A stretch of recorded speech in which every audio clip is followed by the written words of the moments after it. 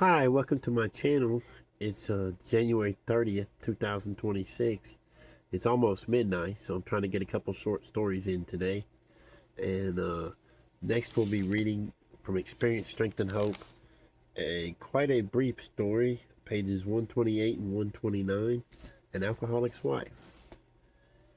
I have the misfortune, or should I say the good fortune, of being an alcoholic's wife.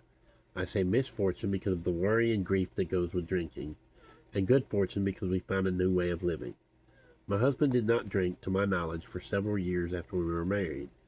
Then we started on an occasional Saturday night party.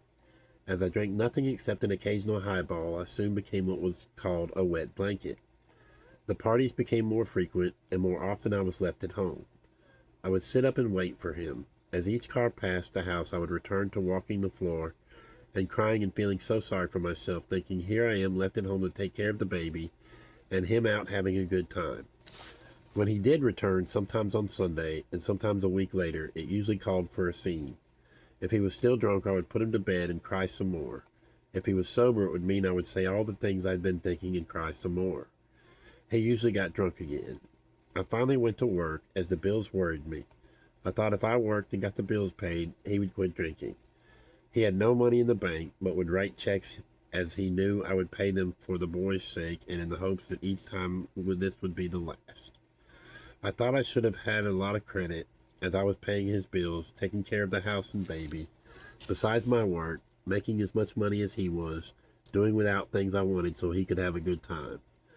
I always went to church and thought I was living a Christian life. After my husband came in contact with Alcoholics Anonymous, I thought our troubles were over, as I was sure all our troubles were his drinking.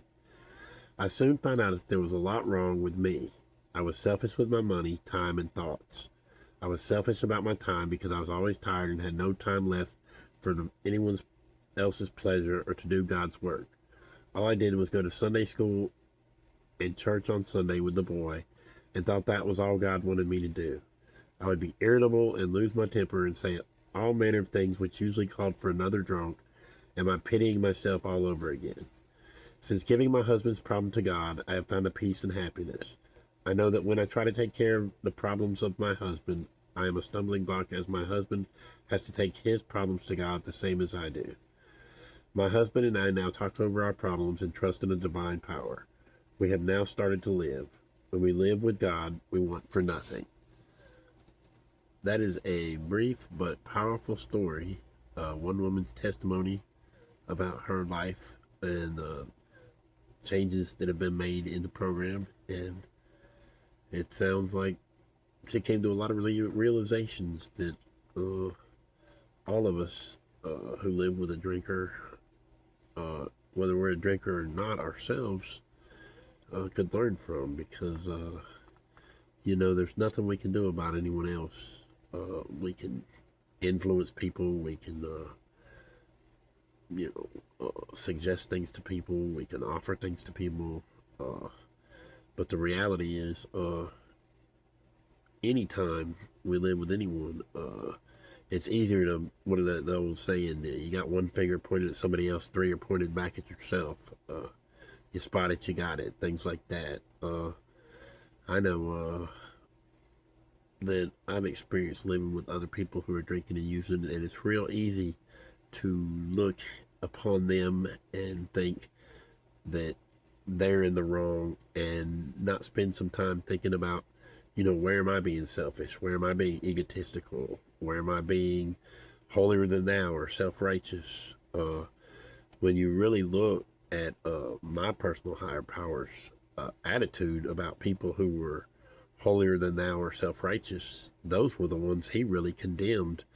It wasn't necessarily the sinners or the people that were maimed or lame or lepers or anything else. It was the people who turned their nose up at others and thought they were somehow better or immune to sin and the effects it can have.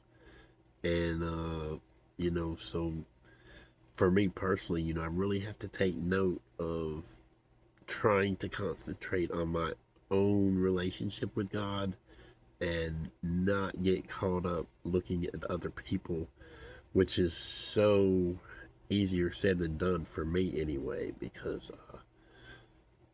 it's just, it can be painful to look at my own erroneous attitudes or beliefs or the places I fall short. And, at times it takes humiliation to lead to at least a little bit of humility, getting right sized, realizing that, I'm no better than anyone else. And if I happen to be sober for whether it's a day or a week or a month or a year or a decade, it's only by the grace of God. It's nothing I've done any better than anyone else.